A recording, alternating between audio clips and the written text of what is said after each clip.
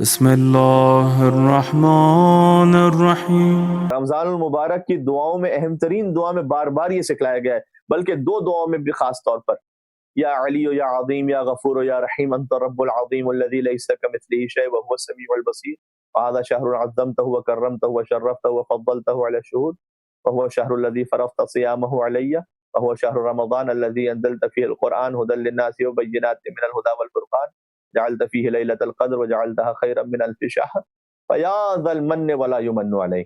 پوری دعا کا ترجمہ کرنے کا وقت بھی نہیں ہے اور انشاءاللہ آپ تک یہ ترجمہ پہلے سے پہنچا ہوا بھی ہے۔ فیا ذا المن ولا یمن علیہ، کیونکہ آج کل مساجد میں اس طرح سے جماعت نہیں ہو پا رہی، تو مجھے نہیں پتا مومنین کتنا اپنے گھروں میں اس دعا کو پڑھ رہے ہیں، کیونکہ جب مسجد میں جماعت کے لیے جاتے ہیں تب تو امام جماعت کی اس دعا کو پڑھاتے ہیں اور سب روٹین میں آ جاتے ہیں پھر رمضان المبارک میں۔ اب یہ کہ اپنے گھروں میں جماعت کر رہے ہیں یا اپنے گھروں میں فرادہ کر رہے ہیں، تو مجھے امید ہے اور یقین ہے انشاءاللہ کہ آپ پڑھ رہے ہوں گے اس دعا کو ہر نماز کے بعد۔ اے علی اے عظیم یا غفور یا رحیم، اے بخشنے والے، اے مہربان، انت رب العظیم الذی لیس کمثلہ شیء، تیری کوئی مثال نہیں ہے، تو رب عظیم ہے۔ اور اس کے بعد انت رب العظیم الذی لیس کمثلہ شیء وهو السمیع البصیر وهذا شهر عظمته وکرمته وشرفته وفضلته على الشهور، یہ وہ مہینہ ہے جسے تو نے کرامت عطا کی ہے، عزت عطا کی ہے، شرافت اور فضیلت عطا کی ہے باقی تمام مہینوں پر، اور اسی مہینے میں تو نے قرآن کو نازل کیا ہے، اور اسی مہینے میں تو نے شب قدر کو رکھا ہے کہ شب قدر 1000 مہینوں سے بہتر ہے۔ یہ تمام کچھ کہنے کے بعد آخر میں کیا، فیا ذا المن ولا یمن علیہ، تو بس اے احسان کرنے والے جس پر کوئی اور احسان نہیں کر سکتا، من علیہ، مجھ پر احسان فرما دے، کس بات کا، فقا کے رقبتی من النار، پروردگار میری اس گردن کو آتش جہنم سے آزاد فرما دے۔ الہ ہے یہ کوئی سرسری طور پر گزر جانے والی بات نہیں ہے آتش جہنم۔ آپ کے سامنے ایک حدیث سناتا ہوں، جب میں نے اسے پہلی دفعہ سنا تھا تو میرے رونگٹے کھڑے ہو گئے تھے۔ حدیث کا مفہوم اس طرح سے ہے کہ استغفر اللہ نعوذ باللہ، جہنمی جو جہنم کی آگ میں جل رہا ہو، اگر اسے دنیا کے تندور میں ڈال دیا جائے، جس تندور سے ہم کئی فٹ دور کھڑے رہتے ہیں اس لیے کہ اس کی گرمی کی حدت اتنی زیادہ ہوتی، تو اگر جہنمی کو دنیا کے تندور میں ڈال دیا جائے تو وہ سکون اور اطمینان کی نیند سو جائے گا۔ اللہ اکبر، اس جملے کا مفہوم پہنچا آپ تک؟ یعنی جہنم کی آگ کے مقابلے میں دنیا کا تندور وہ اتنا راحت بخش ہے کہ وہ سکون سے سو جائے گا۔ خدا محفوظ رکھے، خدا محفوظ رکھے۔ اس ایک دعا میں، دوسرا دعا جوشن کبیر میں جہاں خدا کے 1001 نام ہیں، اس میں ہر جز کے بعد ہم سے کہا گیا کہ یہ کہو کہ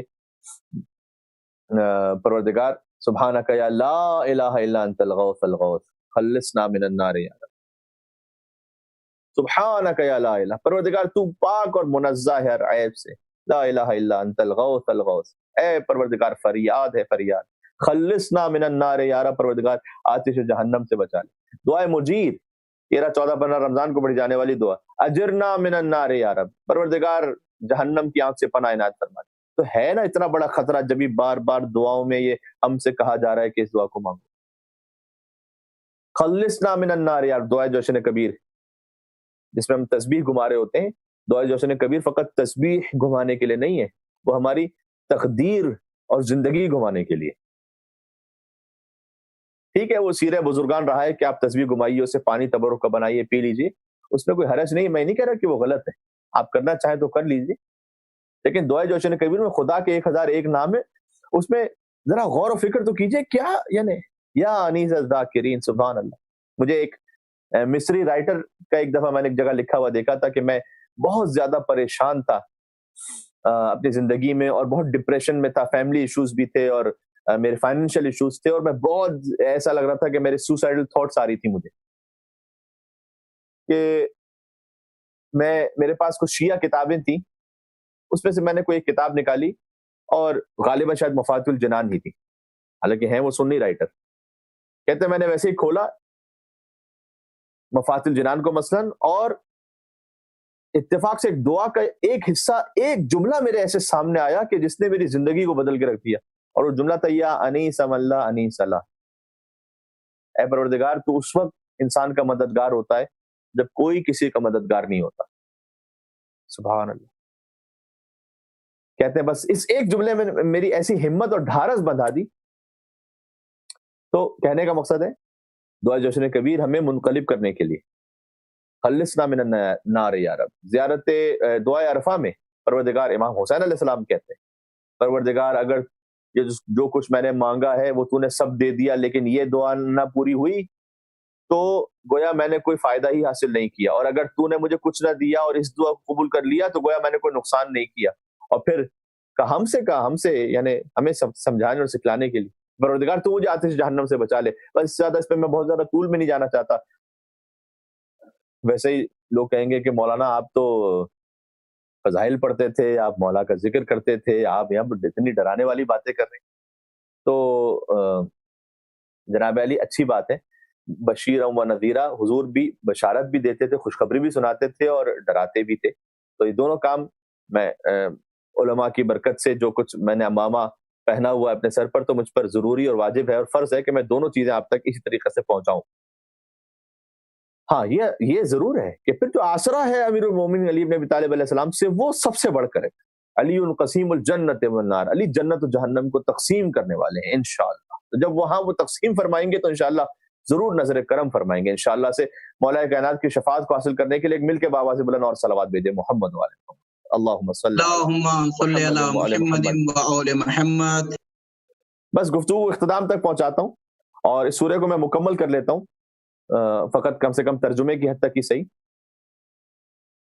قیامت کے لیے یہ روایت بھی ہے کہ جب پھر ایک دفعہ صدا آئے گی کہ کہاں ہیں خلیفۃ اللہ, وہ قیامت کے میدان میں تشریف لائیں. تو حضرت داؤد علیہ السلام آئیں گے پہلے, تو کیونکہ ان کے لیے قرآن میں آیت ہے کہ انا جعلناک خلیفۃ فی الارض, اے داؤد ہم نے آپ کو زمین پر خلیفہ بنایا. تو اس وقت اللہ سبحانہ وتعالیٰ کی صدا آئے گی کہ آپ ہمارے خلیفہ ضرور ہیں لیکن اس وقت ہم آپ سے مخاطب نہیں ہیں, اس لیے کہ آپ فقط زمین پر ہمارے خلیفہ.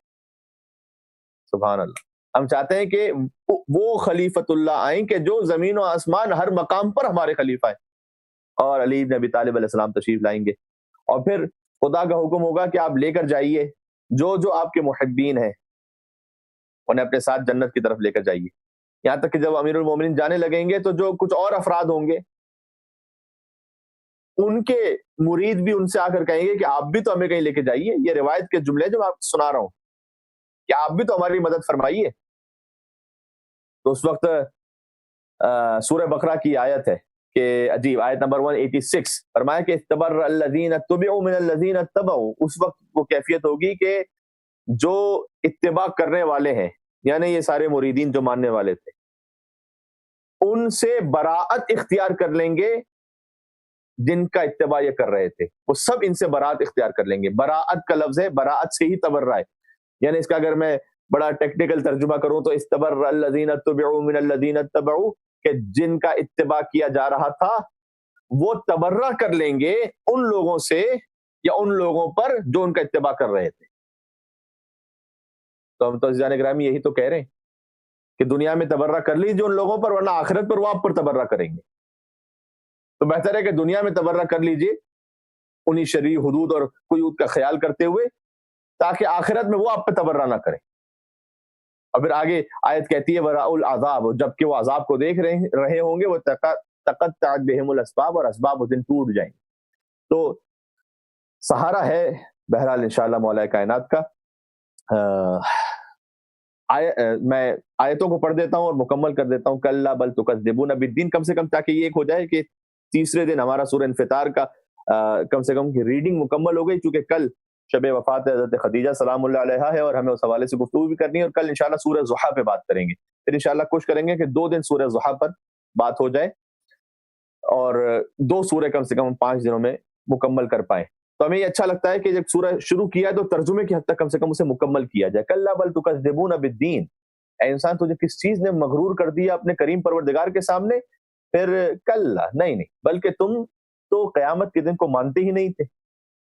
وَإِنَّ عَلَيْكُمْ لَحَافِظِينَ, لیکن بے شک تم پر ہم نے محافظ رکھے ہوئے ہیں. وہ کون ہیں؟ کرامن کاتبین. واہ, عزت والے فرشتے کرامن کاتبین, جو لکھنے والے ہیں. کرامن کہتے ہیں عزت والوں کو. اللہ نے قرآن کو کریم کہا ہے, ان فرشتوں کو کریم کہا ہے, رسول کریم, خود اللہ کا جو عرش ہے وہ کریم ہے، اور خدا متعال نے اپنے آپ کے لیے کریم کا لفظ استعمال کیا ہے. تو یہ عزت والے فرشتے ہم نے رکھے ہوئے تمہارے پاس کہ جو تمہاری ہر بات کو نوٹ کر رہے ہوتے ہیں. اور مولا کائنات دعا کمیل فرماتے ہیں پروردگار تو ان باتوں سے بھی آگاہ ہے جو ان سے اوجھل رہ گئی ہیں. کیا شان ہے علی ابن ابی طالب علیہ السلام کی، سبحان اللہ. یعلمون ما تفعلون، یہ وہ جانتے ہیں جو تم کام کر رہے ہو. یہ سورہ انفطار پڑھو، آیت نمبر 12 تک ہم پہنچے. ان الابرار لفی نعیم، بے شک نیک لوگ نعمتوں میں ہوں. وان الفجار لفی جحیم، اور بے شک نافرمان ہیں وہ دوزخ میں ہوں گے. یصلونها یوم الدین، انصاف کے دن اس میں داخل ہو جائیں گے، یعنی قیامت کے دن.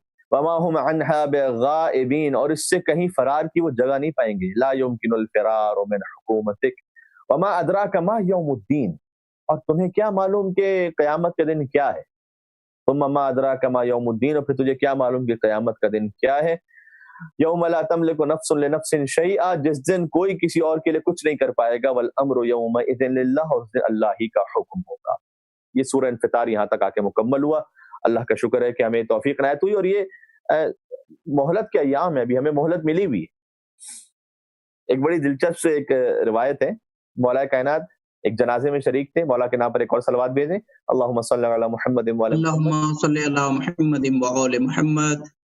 اور جب اس میت کو دفن کر دیا گیا تو جنازے میں شریک ایک شخص نے آ کے مولا سے کہا کہ مولا اگر اسے ابھی قبر سے دوبارہ نکال دیا جائے، اسے نئی زندگی مل جائے، تو مولا یہ آپ کا سچا اطاعت گزار بن جائے گا.